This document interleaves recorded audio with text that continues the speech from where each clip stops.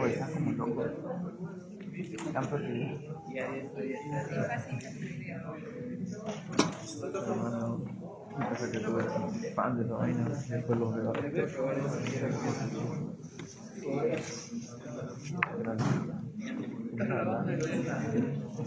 No, pero ¿En verdad nadie puede? que a vos ¿En verdad nadie puede? yo te dije, a vos ¿Ah? hoy que Vamos a empezar esta clase que es relación a patología tiroidea. Es una también una de las aulas frecuentes de atención en la consulta ambulatoria en endocrinología, después de la diabetes. Entonces, las enfermedades tiroideas vamos a encontrar como enfermedades tiroideas transitorias que pueden ser solamente limitadas en un tiempo, generalmente son inflamatorias, y también aquellas enfermedades que son frecuentes, que son las autoinmunes, que ya son patologías tiroideas crónicas, ¿no? Entonces vamos a ir viendo cada uno de esos casos. Entonces, en la mesa, en cuanto a la fase de hipertiroidismo, podemos encontrar en la tiroiditis, en la fase tirotóxica, en las tiroiditis generalmente subagudas, las crónicas como la tiroiditis de Hashimoto en la fase tirotóxica. También hay otros cuadros secundarios, los podemos ver por destrucción y liberación de las hormonas formadas o preformadas en la glándula tiroidea que puede producir el cuadro de hipertiroidismo.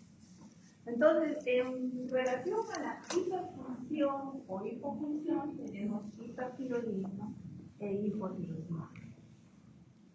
Entonces, la enfermedad tiroidea autoinmune son las causas más frecuentes. ¿Ok?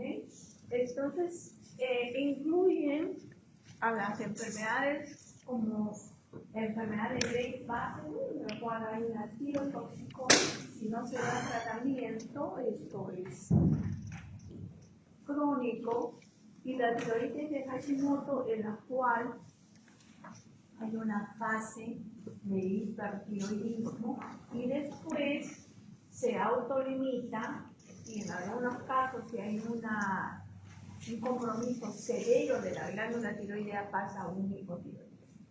Muy bien, entonces entre las tiroiditis tenemos las tiroides agudas, subagudas y crónicas. ¿Ok? ¿Qué otros componentes autoinmunes se ve en los pacientes que tienen, por ejemplo, el hipertiroidismo por enfermedad de Graves-Bachelor? Tienes el bocio, tienes el oftalmo y el linfedema pretibial. Pero vemos que el hipertiroidismo, a veces relativamente frecuente, aquellos que tienen enfermedad de Graves-Bachelor, pero no tienen exoftalmo, a veces no tienen ni bocio, ni tienen linfedema pretibial, pero tienen hipertiroidismo por enfermedad de Graves-Bachelor. Muy bien.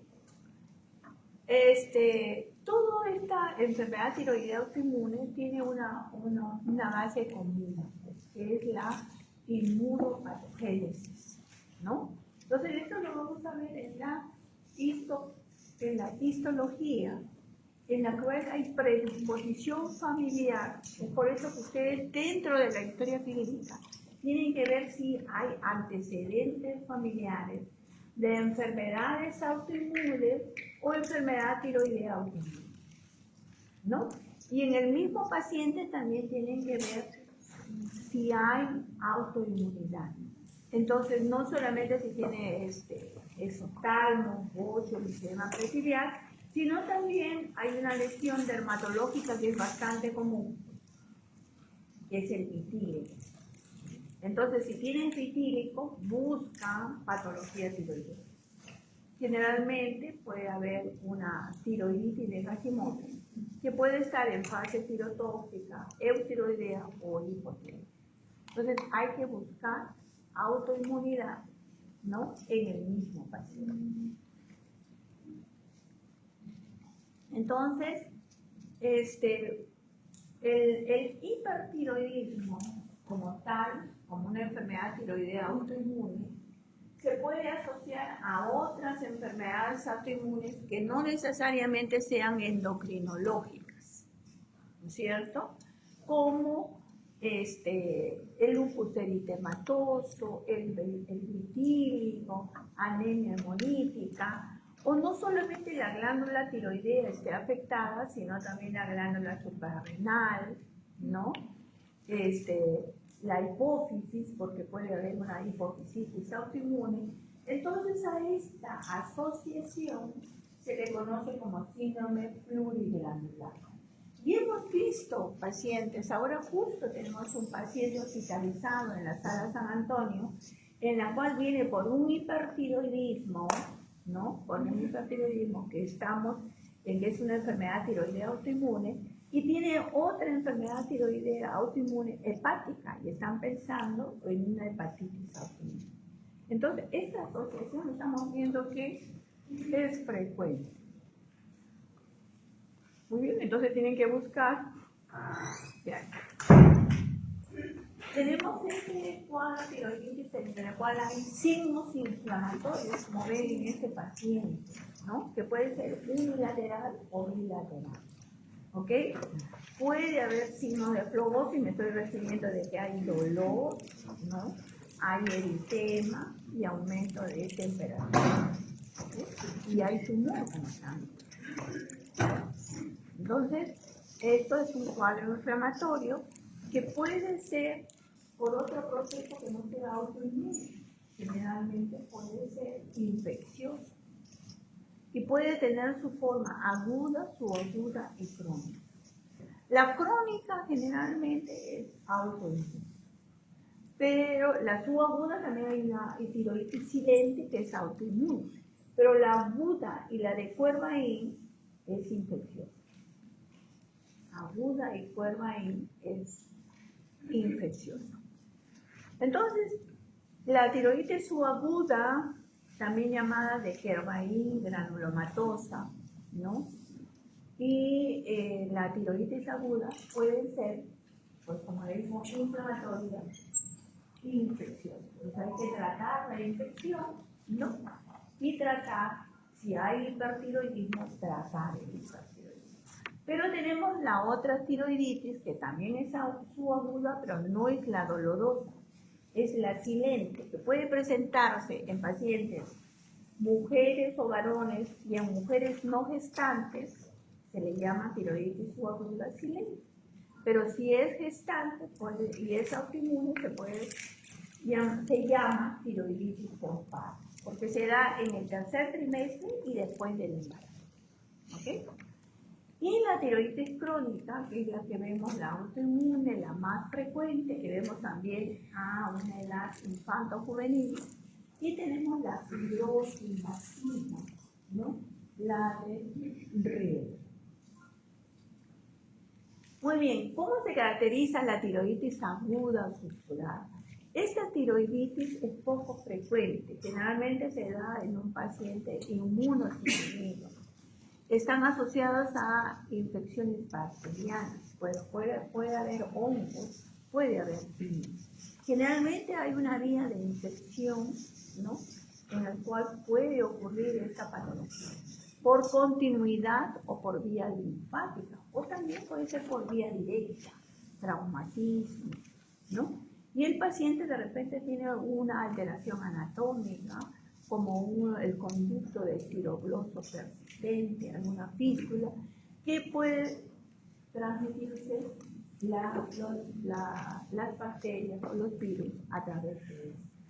Muy bien, entonces nos da una tiroiditis aguda que se comporta como un absceso. Generalmente en estos pacientes no hay compromiso de la función tiroidea. O sea, el paciente está eutiroideo. ¿Ok?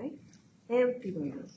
Si esto es severo, sí puede comprometer la función. Y pueden encontrar un cuadro de hipertiroidismo. Pero si no, el paciente, su perfil tiroideo está normal.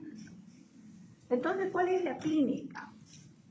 La presencia de una inflamación ¿no? Aguda, con signos de flogosis, una característica del dolor que se irradia, ¿no? Hacia pabellón auricular, hacia el maxilar inferior, incluso a veces hasta el cráneo correspondiente, y se acompaña de compromiso sistémico. Hay fiebre, escalofrío, ¿no? Y hay veces hay fluctuación, o sea, hay un absceso, ¿ok? El cual tienen que drenar y dar tratamiento, ¿no? Antibiótico. Entonces, el diagnóstico se hace en relación a la clínica. Tienen que pedir un hemograma y ahí van a encontrar si hay compromiso sistémico ya, leucocitosis, inclusive con desviación izquierda. Como le dije, si el perfil tiroideo, la función tiroidea todavía se conserva, salvo en casos muy severos, van a encontrar un hipertiroidismo transitorio. Pueden usar otras pruebas de función tiroidea que pueden encontrar. Pueden hacer la prueba de captación de yodo, ¿no? La captación de yodo en este caso es normal. La ecografía es poco específica, no ayuda mucho. Y en la gammagrafía, la captación no es normal. Ahí se van a encontrar unas áreas frías de la zona afectada. ¿Ok? Y para para hacer un cultivo, tienen que hacer una aspiración con agujas y mandarlos al cultivo, o sea, la citología, van a encontrar las células inflamatorias y lo mandan a cultivar para ver la sensibilidad y detectar qué germen es. Entonces, el tratamiento generalmente si es bacteriano, antibiótico terapia, y si hay un absceso, un drenaje. ¿Ok? El paciente mejora, ¿no? Y hay que ver, pues, cuál ha condicionado esto. De repente tiene una resistencia de conductotiroidosa, una fístula. Entonces hay que evaluar esto. Tenemos este cuadro que sí es un poquito más frecuente que el anterior, que es la tiroides subaguda granulomatosa, que se diferencia de la silente porque es dolorosa. Es dolorosa. El paciente pasa por diferentes médicos, pasa por el médico de familia, el médico internista, el otorrino, pasa, y al final persiste con la sintomatología y ya alguien lo deriva a endocrinología y ya nosotros empezamos el tratamiento. La etiología probablemente sea viral, este tipo de virus que están mencionados aquí. Puede haber incremento de títulos de anticuerpos, ¿no? Y el pródromo generalmente dista de 1 o 2 semanas anteriores, en el cual el paciente tiene algún leve compromiso del estado general, ¿no? Puede tener febrícula, astenia, trance, pero después se presenta un dolor exquisito en la glándula tiroidea, que inclusive la palpación es muy dolorosa. ¿Ok? El paciente a veces comienza por un dolor unilateral y después se hace difuso. Inclusive se acompaña de odinofagia, disfagia, que le limita mucho sus actividades. Es por lo que acude. Entonces a veces le dan tratamiento con antibióticos, antiinflamatorios, no esteroideos y no pasa. Persiste esta molestia. En este cuadro de tiroides subaguda sí se puede alterar la función. O sea, el paciente puede cursar con hipertiroidismo. Entonces van a encontrar clínica de hipertiroidismo, ¿no? Tremor, intolerancia al calor, palpitaciones, taquicardia, etcétera, etcétera. Entonces, como le digo, el dolor es bastante característico, ¿no? Y no hay un compromiso del estado general tan intenso como la tiroides aguda. No. ¿Ok? Entonces puede ser unilateral o se hace bilateral, pero sí van a encontrar un pequeño eritema, ¿no? Hay dolor a la palpación. ¿Ok? Entonces puede haber en la primera fase, de la fase inflamatoria, pueden encontrar un hipertiroidismo. ¿Cuál es la fisiopatología? Es la liberación masiva de hormonas al torrente sanguíneo. Aquí ustedes pueden encontrar el perfil tiroideo anormal, o sea, el T3 y T4 alto, ¿no? Y pueden encontrar la captación de yodo baja, porque va a evaluar la glándula tiroidea. Pero como es depletada, la captación de yodo es baja, ¿ok? Después ya pueden encontrarlo que el paciente ya se torna eutiroideo cuando ya es manejado, pasa, y si ha sido una tiroiditis bastante importante, ¿no? Severa, el paciente puede quedar con hipotiroidismo. En este cuadro se halla una frecuencia casi de un 30% que puede llegar a un hipotiroidismo, ¿no? A un hipotiroidismo. Entonces, ¿cómo se hace el diagnóstico? También con la clínica, ¿no? Con la clínica, la captación de yodo es baja, la gamografía va a ser la captadora, el perfil tiroideo va a ser un hipertiroidismo transitorio. Anticuerpos negativos. ¿Ok? Y miren las fases por las que pasa el paciente, ¿no? Entonces, no tiene pico. No tiene pico. Pero miren, esta fase de la tiroiditis subaguda o dolorosa tiene un tiempo. Y generalmente, como neumotécnica, le decimos un embarazo. ¿Cuántos meses? 9 meses. Tenemos entre 3 y 4 meses que el paciente está tirotóxico. Después pasa a una fase, ¿no? En la que se torna normal, pero si ha habido una gran destrucción, una gran liberación, ¿ok? Entonces puede pasar a un hipotiroidismo. Como ven ustedes, el T3 y el T4, en este caso el T4, que es la línea roja, está aumentada, el TSH está suprimido, ¿no? Y la captación de yodo 131 es baja.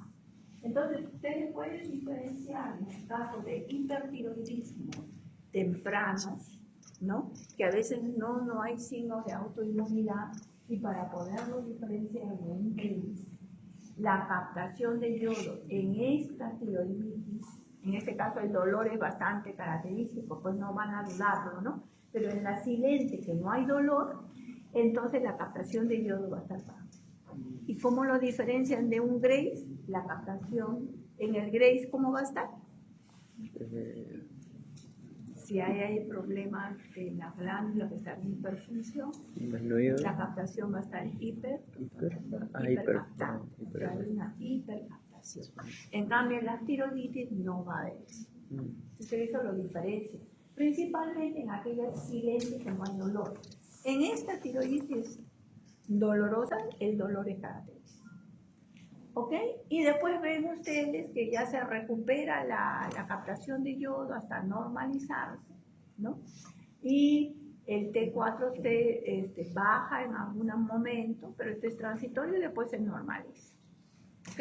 Entonces, al final de los 9 meses, el paciente está en tiroideo, con su captación normal. Entonces, el diagnóstico también se hace clínico. Aquí los signos inflamatorios que ustedes van a ver, y pueden hallar ustedes los marcadores de reacción aguda inflamatoria. Entonces pueden pedir la velocidad de sedimentación y el PCR. ¿Cómo lo van a encontrar? Aumentado. Entonces esto es un indicio. No hay autoinmunidad. ¿Ok? Pueden pedir también el perfil tiroideo y la tiroglobulina va a estar elevada. ¿Cómo van a encontrar si logran hacer una biopsia? Van a encontrar gránulos en la citología, van a encontrar células inflamatorias, polinucleares y unas células características que son células gigantes. Y en la histología van a encontrar los granulomas, de células epitelioides y gigantes. ¿Ok? Entonces, esto lo pueden hacer también. Va como forma parte del diagnóstico. Muy bien. Miren la gamografía normal y cómo se ve en una tiroides. ¿No es cierto? En una tiroides. La captación baja, captada, no se cambia. Muy bien, ¿cuál es el tratamiento en este caso? El tratamiento por lo que acude el paciente es por el dolor. Ya el paciente ha pasado con antibióticos, se ha tomado su paracetamol, otro tipo de antiinflamatorios y no le pasa. ¿Ok?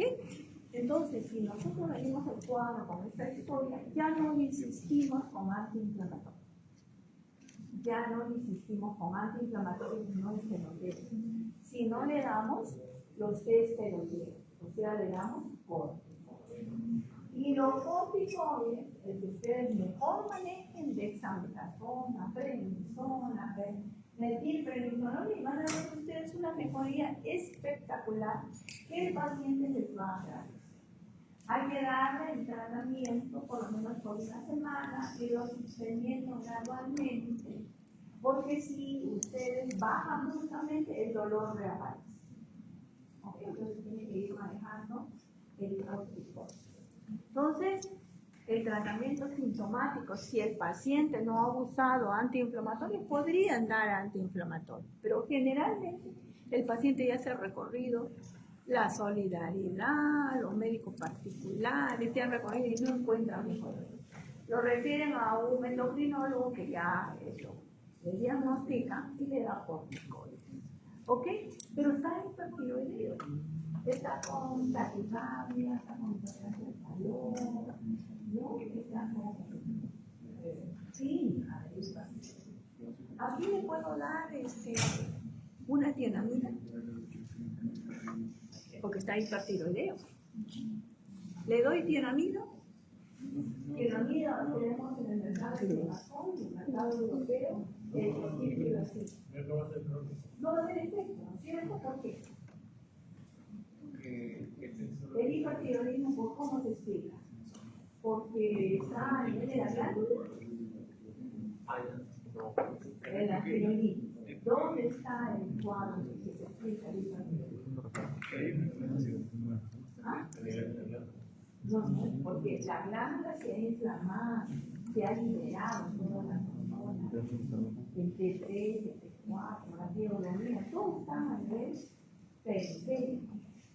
Entonces el T4 se convierte en T3, ocupa receptores y ahí hace el tratamiento.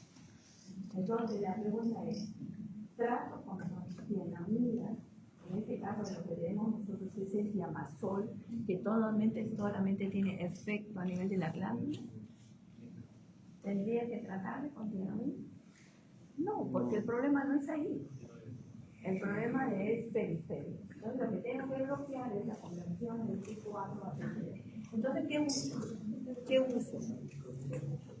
Beta bloqueador, que es lo que nosotros tenemos. Entonces podemos usar el propanolol, el bisoprolol, ¿no? Cualquier beta bloqueador que ustedes manejen. ¿Ok? Y con eso, mientras dure el hipertiroidismo, mientras se metabolice las hormonas periféricas y se recupere la glándula tiroidea. Y si el paciente pasa al hipotiroidismo, ¿cómo va a estar? Levotiroxina. Mientras lo necesite. ¿Qué le doy? Levotiroxina. ¿Ok? Entonces, en las tiroiditis yo no doy tienamina. Pero siempre que se les pregunta, ¿qué le doy? Le dicen tiamazol. No. Aquí tengo que dar solamente beta bloqueadores para bloquear a nivel periférico la conversión de T3 a T. Y esta es la silente, que a veces pasa inadvertido porque el paciente viene con bocio y cuando a veces no viene en fase tirotóxica, a veces viene ya con hipotiroidismo. ¿Ok? Y es por eso a veces se acude, principalmente las mujeres, hago ejercicio, hago mi dieta y sigo con han aumentado de peso, no puedo manejar el peso, mi piel está seca, ¿no? Sufro de estreñimiento. Entonces ya hay unos síntomas que llaman la atención y podemos encontrar bocio, pero este bocio es pequeño, no es muy grande, es pequeño, difuso. ¿Ok? Este tipo de tiroiditis es infrecuente en la infancia. El que es más frecuente es la tiroides vaginal. Eso sí lo vemos a nivel infantil, infanto-juvenil. Entonces, este sí es la etiología es autoinmune. Entonces, generalmente hay predisposición genética. La familia puede tener enfermedad tiroidea autoinmune. Y hay que preguntar. Entonces, este bocio no es muy grande, no doloroso, de consistencia firme. ¿Eh? Aquí, como es una tiroiditis, también una forma de reconocer esto es que los niveles, como libera tanto T3 y T4, hay una desproporción del T4 y T3 por liberación masiva. O sea, no es que el T4 se convierta a T3, no se libera T4, T3, ¿no? O se convierte. La captación está disminuida, los anticuerpos, que hemos referido los anticuerpos, antitiroideos, porque es la etiología, y van a estar elevados por varias semanas. ¿Ok? Entonces, ¿cuál es el tratamiento de esta tiroiditis silente también? Solamente beta bloqueadores. Y si pasa a la etapa de hipotiroidismo, el tratamiento de reemplazo. Dentro de la tiroiditis, la más frecuente es la que vemos esto, y es la primera causa de hipotiroidismo. ¿Ok? Antes era el bocio endémico, pero ya se ha erradicado el bocio endémico. Este es un cuadro clínico que también lo vemos en niños, ¿no? En niños que, por ejemplo, acuden a la consulta porque tiene bocio, porque hay problemas de aprendizaje, porque se duermen en la clase, ¿no? Entonces, hay sospecha de que el desarrollo y el crecimiento es adecuado, ¿no? Entonces, por eso se nos trae y después el destacón hipotiroidismo. Como toda patología, es más frecuente en el sexo femenino. ¿Ok? Entonces, esto también a veces se acompaña, se asocia a cromosomopatía. Entonces, pacientes que tienen TAP, que tienen TAP, en la evolución, cuando vean ustedes, siempre descarten si es que tiene patología tiroidea autoinmune. En un Turner puede hacer un cuadro de hipotiroidismo por tiroiditis crónica o puede hacer también diabetes. Por eso es que a los Turner no solamente se ve que tiene su insuficiencia ovárica, ¿no? Sino que también puede asociarse una tiroiditis o puede asociarse una diabetes. ¿Ok? La clínica es variable, depende en el momento en que lo encuentre. El paciente puede estar con su bocio eutiroideo o puede estar en la fase tirotóxica, que a veces pasa inadvertido para el paciente. Lo que viene más frecuente es cuando está en hipotiroidismo. ¿Bien? Y el motivo de consulta de niños, como les dije, la presencia del bocio, problemas en el crecimiento, problemas en el aprendizaje, ¿no? Nos hace sospechar que este niño tiene problemas de hipotiroidismo. Y como les digo, estos procesos autoinmunes se asocian a otros problemas autoinmunes también de otras glándulas o de otros problemas no endocrinológicos. ¿Cómo se conoce este? Síndrome poliglandular. En la clasificación tenemos clasificación 1, 2, 3 y tenemos también por letras, ¿no? A, B, C. Entonces hay que ver a qué tipo de síndrome poliglandular corresponde. La clínica, como ya les dije, puede haber una fase de hashitoxicosis, que es transitoria, ¿no? Fase transitoria. Entonces, el bocio generalmente es difuso, simétrico, ¿no? La consistencia puede ser normal o aumentada, pero hay una característica que la superficie es de forma irregular, ¿no? Granular, ¿no? Es móvil, indoloro, indicando pues su benignidad. ¿Ok? Como le dije, depende en qué fase le encuentro. Lo más probablemente a veces es un hipotiroidismo subclínico o un hipotiroidismo clínico. ¿Ok? Tienen que pedirle los anticuerpos antitiroideos, los antimicrosomales, antitiroglobulina, ¿no? Y generalmente estos anticuerpos son positivos entre el 80 y 90%. Puede haber un 10 a 20% que tiene una clínica de tiroiditis crónica autoinmune con anticuerpos negativos. ¿Ok? Un 10 a 20%. pero la mayoría es positiva. Dependiendo cómo lo encuentren, pueden encontrar una gamografía en el cual hay un defecto enzimático que se puede asociar, que no es muy frecuente, un defecto enzimático que puede adquirirse o ser genético, y van a encontrar que en las primeras 2 horas la captación es alta, y si le toman una gamografía es hipercaptador. Pueden encontrar también no solamente difuso en una tiroiditis crónica, sino también la presencia de nódulos. No es muy frecuente, no es muy frecuente. Generalmente el bocio es difuso, firme, ¿no? Y la gamografía, como es irregular, van a encontrar una gamografía que simula una glándula en parches, bien irregular, semejante a parches, ¿no? La gamografía son las que captan, son las que no captan, ¿no? Los anticuerpos son positivos por generalmente un 80-90%, y si encuentran un cuadro de hipotiroidismo clínico, tendrían que hacer test de estimulación. Y acá vienen los exámenes auxiliares. Cuando tienen hiperfunción, hacen test de supresión. Cuando tienen hipofunción, hacen test de estimulación.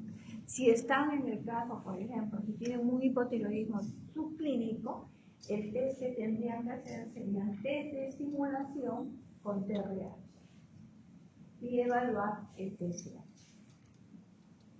Muy bien, el diagnóstico, si es que tiene bocio, pueden hacer una biopsia por aspiración con aguja fina, que van a encontrar generalmente una infiltración difusa, ¿no? Presencia de macrófagos, atipias también.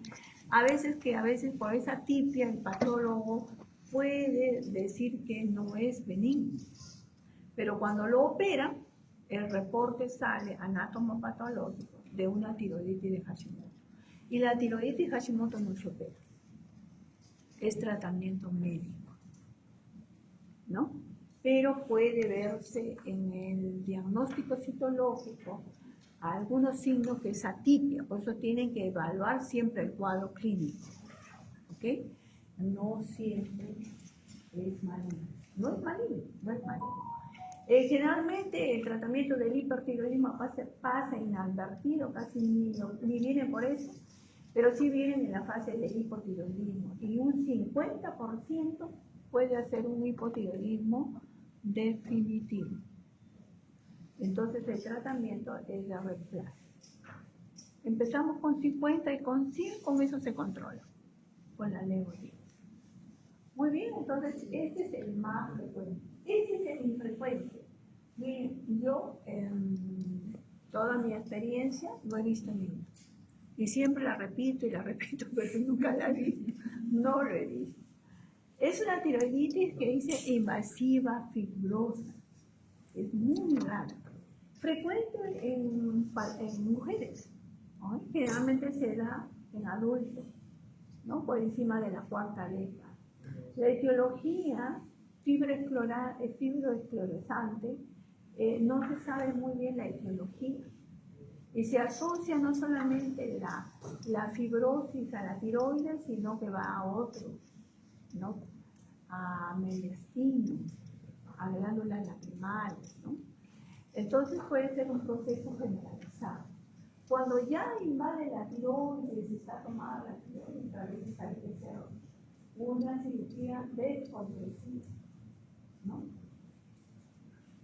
Entonces, la glándula es pétrea, leñosa, hay signos de compresión, hay infiltración, el paciente tiene signos de compresión como estirosis, disfonía, disnea, ¿no? El paciente puede, mientras todavía tenga parénquima tiroideo, el paciente puede estar tiroideo, pero si ya ha infiltrado gran parte de la glándula, el paciente va a estar hipotiroideo. El diagnóstico se hace por biopsia aspiración con aguja fina, y en algunos casos, cuando es muy invasivo, hay que descomprimir, el tratamiento es la fibra. Muy bien, ¿hasta acá alguna pregunta? rápidamente en los cuadros del tiroidismo, que lo vemos pues con frecuencia y es causa del hipertiroidismo transitorio. ¿No? ¿Alguna pregunta? ¿Pregunta, chicos? Entonces, acuérdense del cuadro clínico, ven en qué cuadro existe dolor, ¿no? En el cuadro, qué cuadro clínico se asocia a patología en niños, no todas las agudas, ni las subagudas, sino la anemia, generalmente la tiroiditis de Hashimoto, que sí es la que da en niños. Muy bien. Vamos a hacer la de hipertiroidismo. ¿Ya? El hipertiroidismo. Entonces, este cuadro tirotoxicótico se da por exceso de hormonas tiroideas, ¿no? En lo cual vamos a tener una clínica, ¿no? Lo más frecuente es enfermedades tiroideas autoinmunes, ¿no? Tenemos la tiroiditis en fase tirotóxica, pero también tenemos la enfermedad de Graves, que puede o no acompañarse de exotalmos o de edema periférico, ¿no? Se puede ser nodular, un nódulo tóxico, multinodular, un flujo, que tiene un hipertiroidismo por un goce multinodular. Puede ser un adenómato, ¿ok? Y ya que hemos hablado de la tiroiditis, que generalmente es la subaguda y la crónica, no la aguda. Puede darse en otros contextos por exceso de yodo, ¿no? Por amiodarona, podemos encontrar pacientes con hipertiroidismo y con hipotiroidismo. Por eso cuando dan antiarrítmico, los cardiólogos ya saben que hay una disminución tiroidea de esos pacientes. ¿Ok? La tirotoxicosis neonatal también lo vemos, ¿no? A veces la paciente, su mamá, la madre hipertiroidea, pasan los anticuerpos o también por el tratamiento mismo que recibe y el niño nace tirotóxico. En casos excepcionales hay un tumor hipofisiano secretor de 13 años. Y vemos cuál tipo de hipotiroidismo con vos, ¿no? Es un caso que no es muy frecuente. Quizás ustedes algún día lo van a ver. No muy lejano. No muy lejano. ¿Ok? Poliocarcinoma o mola hilatiforme también. Y la metástasis, a veces hay pacientes tiroidectomizados por cáncer de tiroides, ¿no? Y hay metástasis a ganglio, a hueso. Y aquí la tiroglobulina está aumentada y ahí puede haber clínica de hipertiroidismo, ¿no? El estruma ovárico también puede ser causa, pero son causas excepcionales, raras, pero sí hay que utilizar. Clínica del hipertiroidismo, ¿cuáles son los signos y los síntomas más frecuentes? ¿No? Entonces ustedes van a ver dentro de los síntomas el nerviosismo, el paciente ansioso, la baja de peso, la diaforesis, la taquicardia, el temblor, ¿no? La intolerancia al calor. Y en un 50% pueden encontrar hipertensión arterial de los fenómenos históricos y miopatía proximal. El paciente hipertiroideo no puede subir las gradas, no puede subir los escalones sentados, no se puede agarrar al pasamano porque tiene la miopatía a nivel de miembros superiores. Entonces son clínicas pues, de hipertiroidismo. Aparte de la pérdida de peso brusca, al igual que la diabetes. Ok, acá están los diferentes síntomas que vemos, ¿no? En la paciente. El compromiso es sistémico. Recuerden que hay receptores de las hormonas tiroideas a nivel sistémico. ¿Y cuáles son los efectos realmente que dejan secuelas?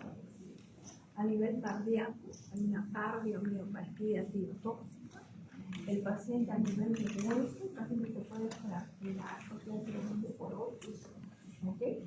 Entonces, ese paciente hay que evitar que siga con este hipertiroidismo. ¿Ok? El diagnóstico es clínico. Entonces, generalmente ustedes lo van a diagnosticar rápidamente, ¿no? Si hay bocio, ¿no? Hay que ver si tiene frento y soplo. Generalmente eso lo vemos en el paciente que tiene enfermedad de Graves. En las tiroiditis que tienen hipertiroidismo o adenoma o nódulo tóxico no van a encontrar soplo ni freno. En el brain sí, en el brain sí, más frecuente. Muy bien, el perfil tiroideo está alterado si es primario, T3 y T4 elevado. Si es primario, el TSH por feedback está disminuido. Entonces van a encontrar el T4 y T3 alto y TSH disminuido. El TRH no se mide. Si es un hipertiroidismo secundario, ¿cómo va a ser el perfil? ¿Cómo va a ser el perfil tiroideo? T4 no es secundario. El 3 y el 4 no. El hipertiroidismo secundario dice que la tipo va a haber hipertiroidismo T3 y T4 alto. Y el TSH también va a estar alto. ¿Ok? También va a estar alto. Muy bien. Si es autoinmune, que vamos a encontrar el TCI, inmunoglobulina simuladora de TSH, o los anticuerpos contra el receptor de TSH. ¿No? Entonces, eso lo tienen que pedir en aquellos hipertiroidismo de inicio reciente, que no saben si a lo mejor es un hipertiroidismo transitorio por una tiroiditis subaguda, ¿no? Silene, ¿no?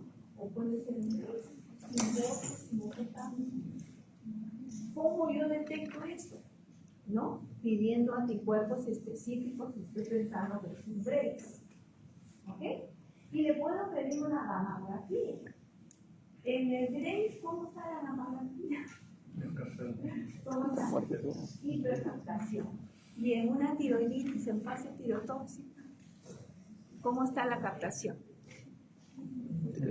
Baja a captar. ¿Así es? Muy bien, esa es la diferencia. Y entonces en la enfermedad de Gray básico, pues es una enfermedad tiroidea autoinmune con un hipertiroidismo. Si no hay un tratamiento adecuado a tiempo, pues es crónico. Y generalmente se relaciona con mesoptalmos, con un misedema, pero no siempre Graves se acompaña de eso. ¿Ok? Es una de las causas más frecuentes que vemos, que realmente patología también es más frecuente en el sexo femenino. Los anticuerpos específicos que ya les mencioné. En el mejor de los casos, el hipertiroidismo se acompaña de bocio, de exoftalmos o un misedema pretibial. En el mejor de los casos, ¿no? A veces la patología, la fisiopatología se debe pues a un mecanismo autoinmune, pero también hay que ver que hay antígenos y anticuerpos a nivel ocular y a nivel de piel. Entonces, el paciente puede estar hipertiroideo, ¿no? Y el esoftalmo presentarse inclusive después del tratamiento, cuando ya quizás está hipotiroideo, se presenta el esoftalmo. O sea, no, generalmente a veces no es simultáneo, sincrónicamente. Puede preceder a un hipertiroidismo clínico, el esoftalmo, o puede pasar que ya está en tratamiento, ya ha remitido el hipertiroidismo y el esoftalmo presenta. ¿Ok? Esa es la, digamos, una de los hallazgos que se ven. ¿Ok? Vemos aquí el esoftalmo característico que puede ser unilateral o bilateral. Como le dije, puede presentarse antes de la clínica manifiesta o inclusive cuando el paciente ya está controlado. ¿Ok? Esta esoftalmo puede ser severo, inclusive como causa de ceguera. Entonces, hay signos de actividad de esta órbita aquí de tiroidea. puede ser infiltrativa. Ustedes ven ahí una gran hemosis, una gran inflamación. Entonces, vemos ahí unos isoftalmos, ¿no? En sus diferentes variedades, pero vemos aquí que es bilateral, pero vemos también unilateral, ¿no? El antígeno es diferente al antígeno que está en la glándula tiroidea, ¿ya? Entonces, hay patrón inflamatorios como las citoquinas que estimulan los fibroblastos para sintetizar y segregar tejidos que se llaman glucosaminoglicanos. ¿Cómo lo podemos nosotros ver si es un exoftalmo con una imagen? ¿No? A veces puede ser una proptosis, no necesariamente por un exoftalmo, sino puede ser por un tumor. Entonces, ¿cómo diferencio un tumor de un exoftalmo? Le tomo una resonancia. En la resonancia, si es un exoftalmo, voy a ver aumento de la grasa retroorbitaria. Y en el caso de un tumor, voy a ver el tumor que está produciendo el globo. ¿Ok? Entonces, una imagen también nos puede ayudar. Acá están los diferentes grados en los cuales solamente hay retracción palpebral por el hipertiroidismo, pero puede haber edema, proptosis, ¿no? Compromiso de la córnea o inclusive pérdida de la visión con compromiso del nervio óptico, cuyo grado es bastante severo, grado 6.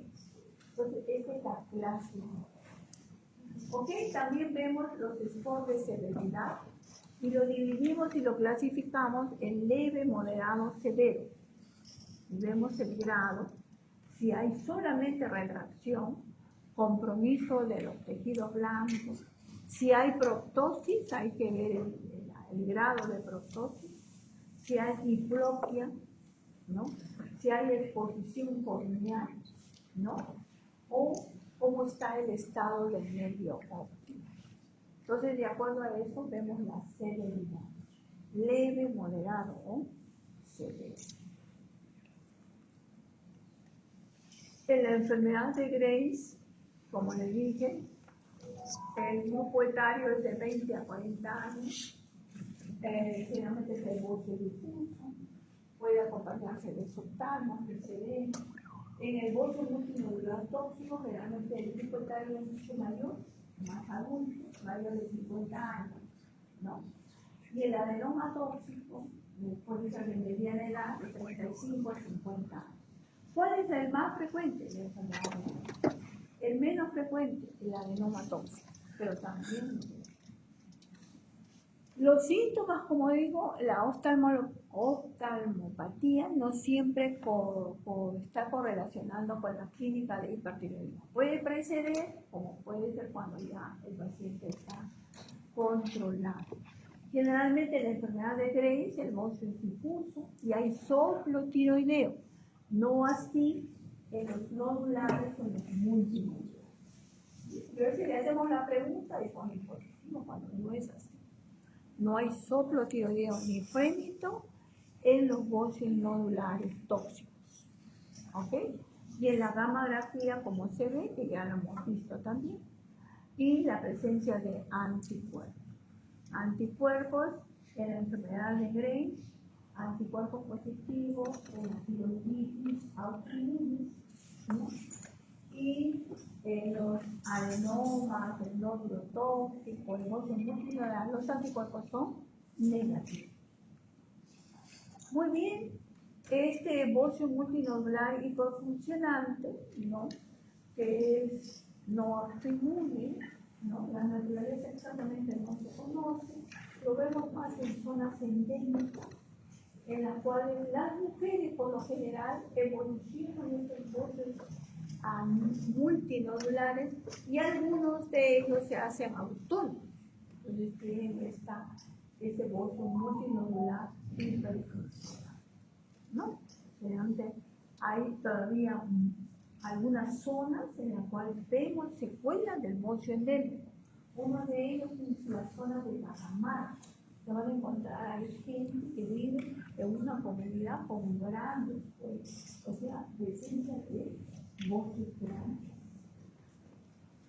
Muy bien, adenoma tiroideo tóxico, ¿no? El adenoma tiroideo tóxico, si ustedes le toman una gamografía, lo que capta es el nódulo, mientras tanto el resto del parénquima tiroideo está suprimido y solamente se ve el nódulo o el adenoma tóxico.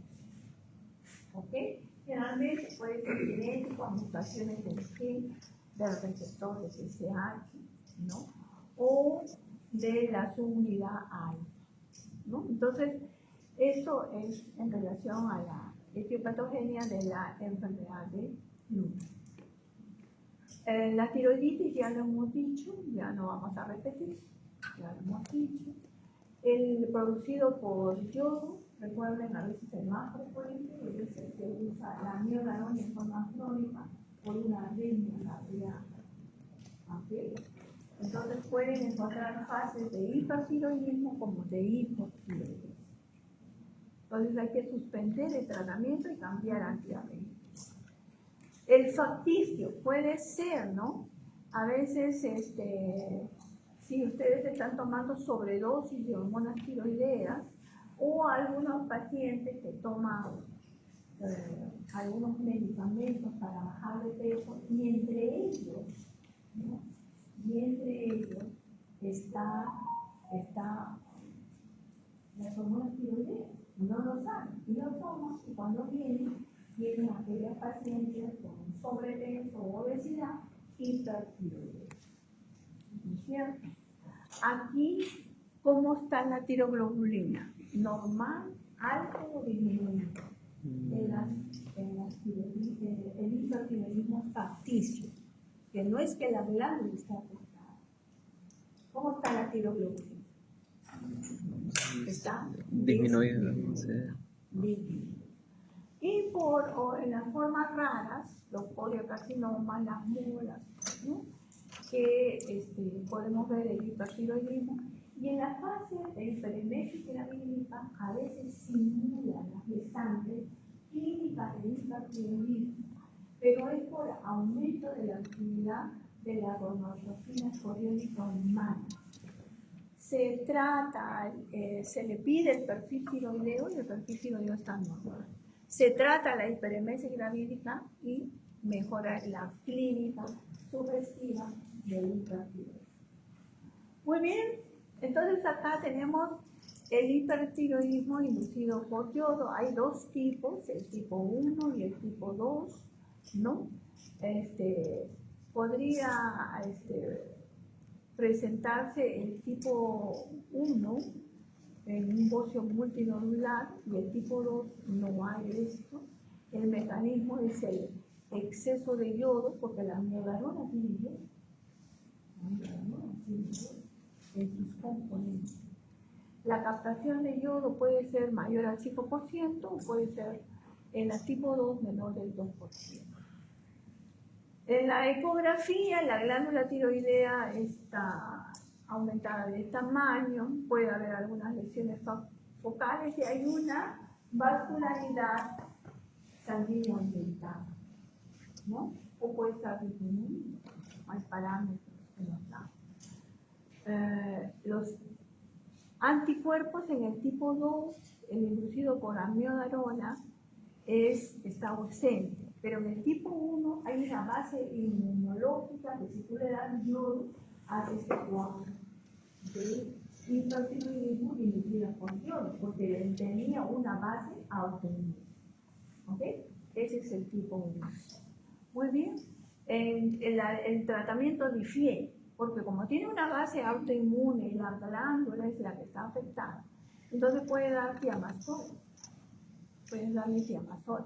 En cambio, en el tipo 2, por es una inflamación, una destrucción de los tirocitos, se comporta como una tiroiditis. ¿Y cuál es el tratamiento? El tratamiento puedes darle prednisona, ¿no? Y si está en fase hipertiroidea, beta bloqueador. Muy bien. Y lo que tienes que hacer es suspender la miodarona. Es lo que tienes que hacer. Y las formas inusuales de hipertiroidismo que ya hemos dicho es la miodarona, el cáncer folicular, que también es muy raro, pero puede también los pacientes cruzados con hipertiroidismo, la tiroides coaguda que ya hemos visto, y aquel paciente que se conoce como el hipertiroidismo desencadenado por el yod básico. Estos pacientes tienen desorden endémico, están en una zona deficiente de yodo, vienen a una zona de rico en yodo, o le dan suplementos de yodo, y esos nódulos que están tibios se hacen tóxicos y hacen hipertiroidismo. ¿Ok? Entonces es el activo toxicosis por yodo básico. Muy bien, ¿cuál es el tratamiento del hipertiroidismo? Dependiendo de la etiología. No es lo mismo una tiroiditis en fase tirotóxica con un hipertiroidismo o por enfermedad tiroidea autoinmune como enfermedad de bajo. ¿Okay? Si el paciente tiene un hipertiroidismo, lo que tiene que tratar es para que el paciente logre normalizar, ¿no? Y estar en eutiroidea. El tratamiento del hipertiroidismo inicial, ¿no? Generalmente tratamiento médico. En nuestro medio tenemos tiamazol. Si es un GRES, le damos tiamazol. Pero tenemos que dar terapia adjuvante porque el tiamazol solamente inhibe la síntesis, pero lo que está liberado a nivel periférico sigue actuando. Entonces ahí tienes que darle la terapia adjuvante. Entonces ya te quedan los beta bloqueadores o compuestos por yodo que también inhiben la conversión de T4 a T3. ¿Ok? En caso de que no funcione la droga de primera línea de tratamiento médico, que puede darlo hasta de 6 meses hasta un año, ¿no? Y no mejore, y ese bote es grande, entonces el tratamiento alternativo tendría que ser el yodo radioactivo o la cirugía, ¿no? Entonces el paciente, si no funciona el tratamiento médico, no lo puede mantener el hipertiroidismo, tiene que buscar un tratamiento de segunda línea, y ahí le queda el yodo radioactivo, ¿no? O la cirugía. Entonces, el yodo se puede usar como tratamiento del hipertiroidismo, pero en tiempo limitado, porque el yodo, ¿no? Bloquea la conversión periférica de T4 a T3 y también saturan la glándula, y por un tiempo limitado inhiben la síntesis de hormonas tiroideas, pero no puede pasarte más de 10 días, porque si no hay un fenómeno de escape y el paciente ya no está controlado, sino ya nuevamente hace hipertiroidismo. Entonces, en el paciente que pasa a cirugía, le suspendemos a veces el tiamazol y le damos yodo. Le damos yodo por vía oral, le damos el yodo en los años. Le damos y lo bajamos, lo controlamos, el hipertiroidismo, pero le preguntamos al cirujano cuándo lo vas a operar, si el tratamiento definitivo es cirugía. Entonces le voy a decir, en una semana, muy bien, en una semana tengo el tiempo suficiente para controlar al paciente. ¿Ok? Entonces, saturo la glándula con yodo, no sintetiza las hormonas tiroideas y a nivel periférico bloqueo la conversión de T4 a T3, pero por un tiempo limitado. ¿Ok? El paciente que ya no hay, no responde al tratamiento y no elijo la cirugía, puedo dar el yodo radioactivo, en lo cual hay destrucción de la glándula, Generalmente el yodo reactivo hay una dosis que generalmente el médico nuclear ve el peso aproximado de la glándula y le da la dosis de yodo reactivo aproximada.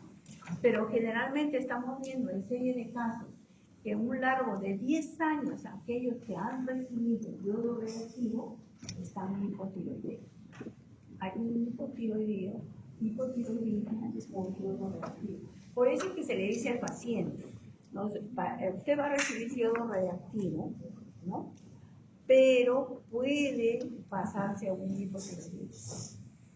Entonces se le dice, porque el paciente de repente va a estar hipotiroideo y se va a reclamar. Le dice, ese es el efecto, porque en el hipotiroidismo es más fácil de controlar.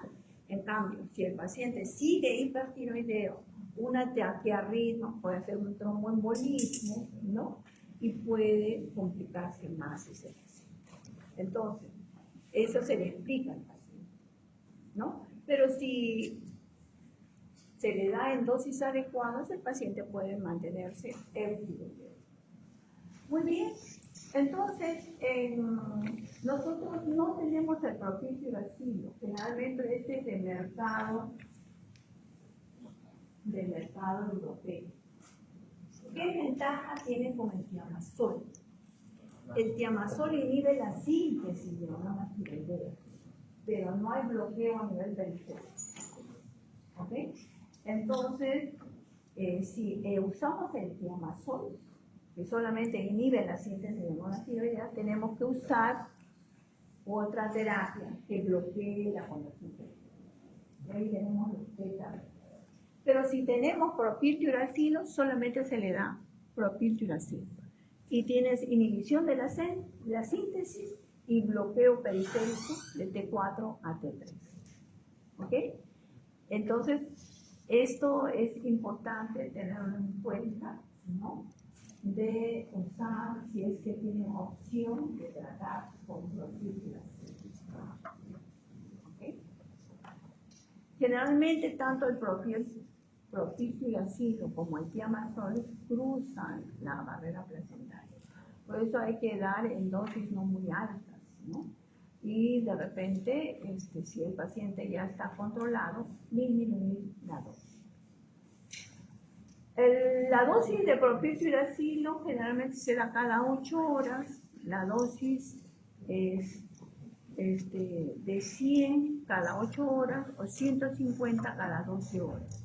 El tiamazol se empieza con dosis a veces muy bajas, de 10 miligramos, o una dosis moderada de 30 a 60 miligramos. Se mantiene la terapia antitiroideo hasta que el paciente alcance el eutiroideo, ¿no? El paciente mejore ese control. Como le digo, el tratamiento médico en el cual ya se alcanza el paciente ese control, de paréntesis, quizás está curado mínimo en 6 meses, pero a veces lo llevamos hasta un año. ¿Cuáles son las reacciones adversas? Eso sí tienen que tenerlo en cuenta. Muchos pacientes están con antitiroideo, a veces con mucho tiempo. Lo discontinúa, lo vuelve a tomar y es así. ¿Cuál es el efecto adverso severo en el cual hay que suspender este tratamiento? Es la granulomatosis. Y si tiene algún problema hepático severo, ahí hay que suspender el tratamiento y buscar otra alternativa. Ya sería cuando está estable, yodo o oxígeno, ¿no?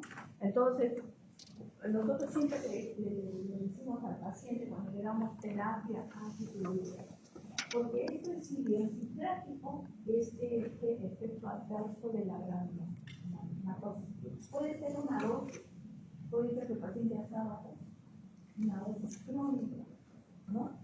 Lo ha suspendido, lo reinicia y así se va. ¿Okay? ¿Cuál es el cuadro clínico? Generalmente el paciente tiene un problema sistémico, tiene un cuadro general, tiene dolor de garganta. Nosotros le decimos, si tiene usted dolor de garganta y no es un gripe, no es eso, y está comiendo tiamazol, diga a su médico que tiene esta patología, esta molestia. Suspenda el tratamiento y vaya a su médico para que le tome un hemograma. Y en el hemograma pueden encontrar un hemograma patológico, ¿no? Y una granulocitosis. Hemos tenido casos en un paciente. El paciente que tiene problemas de hipertiroidismo y que tenemos que dar ioduros, ¿no? Podemos dar, ¿no? Tenemos las soluciones del bol, una fotita. Pero como le digo, estas soluciones del bol, ¿no? Tenemos que darle por un límite de tiempo, no más. Porque si no,